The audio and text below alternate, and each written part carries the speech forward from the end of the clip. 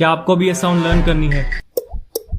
Under 1 minute with 3 steps. So let's पहला step जो कि है क्लिक, जो मेरे हिसाब से बहुत ही इजी है और सबको आती ही होगी। अगर किसी को नहीं आती तो मैं आपको बताता हूँ क्लिक कैसे करते हैं। ये समझो ये आपका माउथ का रूफ है और अपनी टंग को यहां पर होल्ड करके प्रेशर से आपको बॉटम पर टच करना है। और दूसरा स्टेप है एक विसल, जो कि अपने टंग से करोगे।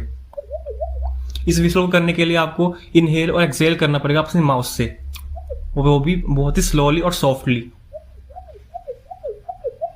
थर्ड और फाइनल स्टेप, इसमें हम 2 साउंड्स को कंबाइन करेंगे जो हमने अभी लर्न की हैं।